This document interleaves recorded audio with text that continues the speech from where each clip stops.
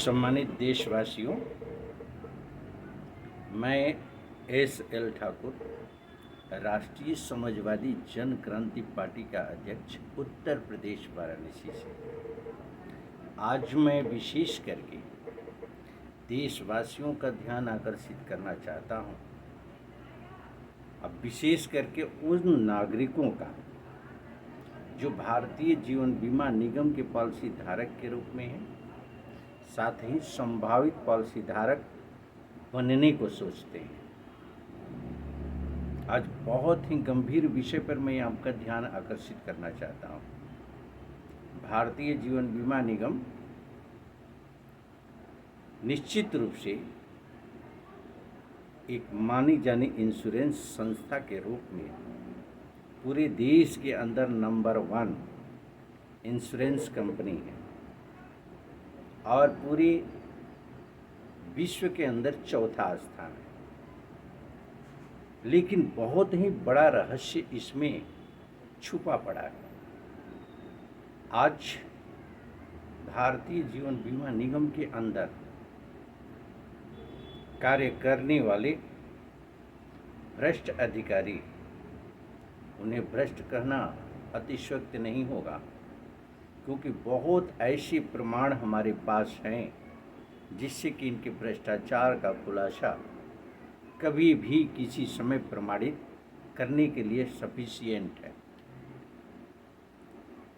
सूचना अधिकार अधिनियम 2005 के अंतर्गत नागरिकता के अधिकार के अंतर्गत मांगी गई सूचना के आधार पर भारतीय जीवन बीमा निगम के अंदर जो भी पॉलिसियां ली जाती है, यानी जो भी पॉलिसी धारक द्वारा ली जाती है, किसी भी तरह के प्रस्ताव पत्र में कोई त्रुटि अगर पाई जाती है तो उस पॉलिसी में उस त्रुटियों के आधार पर अगर पॉलिसी धारक की डेथ हो जाती है, अमृत दवा में वो परिणित हो जाती है, तो परिणित होने के पश्चात अपने ही जांच अधिकारी से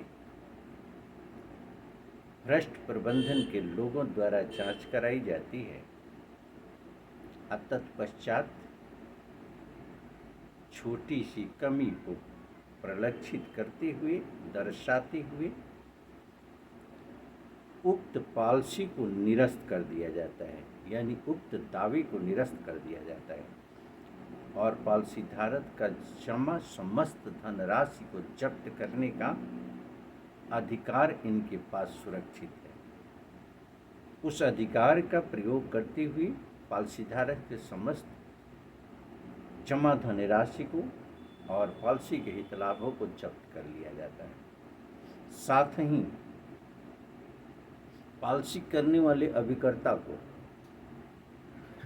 निलंबित कर दिया जाता है, टर्मिनेट कर दिया जाता है और उसके कमीशन को भी सीज कर लिया जाता है। जबकि उस पॉलिसी पर पूरा लाभ लिए हैं इन भ्रष्ट अधिकारियों ने। एक्सेप्शनल हर जगह होते हैं, उनसे मेरा कोई शिकायत नहीं है। जैसा कि मेरा विश्वास है कुछ एक्सेप्शनल लोग जरूर होंगे, लेकिन इन भ्रष्ट अधिकारियों द्वारा उसी पॉलिसी के आधार पर नीतियां बना करके पूरी सुविधाएं ली जाती है। और ये मैं बताना चाहता हूं, आज पब्लिक प्लेस पर मैं ये बातें रखना चाहता हूं, राष्ट्रीय समाजवादी जन क्रांति पार्टी के प्लेटफॉर्म पर मैं रखना चाहता हूं कि सच्चाई ये है कि उस पॉलिसी के आधार पर नीतियां बना करके करोड़ों रुपए अपने लाभ के रूप में लिए जाते हैं।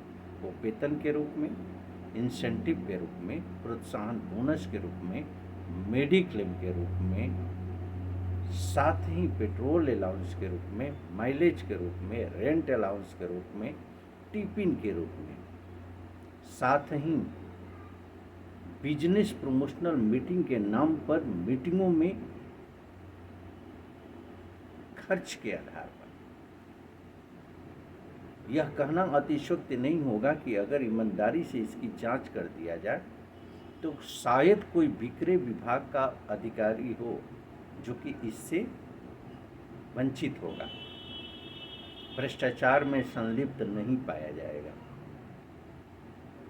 और होना भी चाहिए कि पॉलिसी धारक के पैसे का दुरुपयोग है, अभिकर्ताओं के साथ अनजस्टिस है, जिसकी संख्या लगभग 14 लाख है अभिकर्ता के रूप में, 28 करोड़ पॉलिसी धारक के रूप में।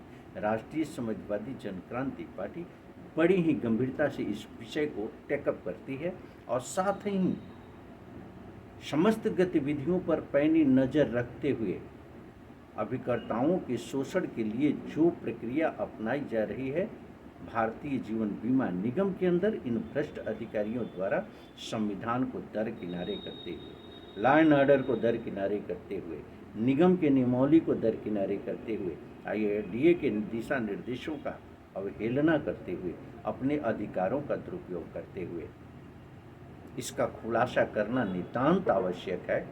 इसमें सुधार लाना नितांत आवश्यक है, क्योंकि भ्रष्टाचार की प्रकाष्ठा है और बारूद की ढेर पर भारतीय जीवन बीमा निगम को इन सभी भ्रष्ट अधिकारियों ने बैठा रखा है, स्थापित कर रखा है।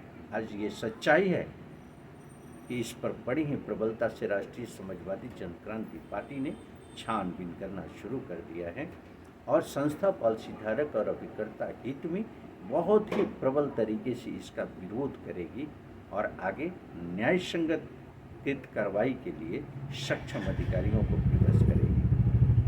पुनः चर्चा हम करेंगे अन्य विषयों पर, जो कि सूचना अधिकार अधिनियम 2005 के अंतर्गत एथेंटिक आधार पर प्राप्त है पार्टी को।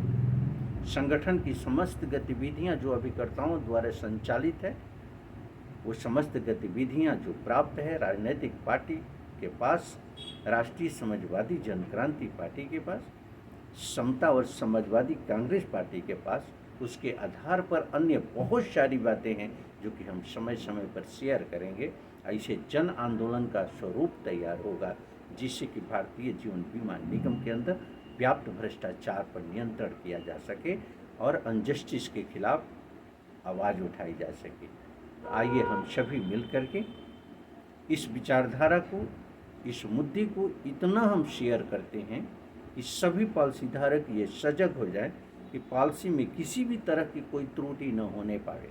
अगर पॉलिसी आप लेते हैं तो आप पैनी नज़र रखिए, किसी तरह की कोई त्रुटि न हो।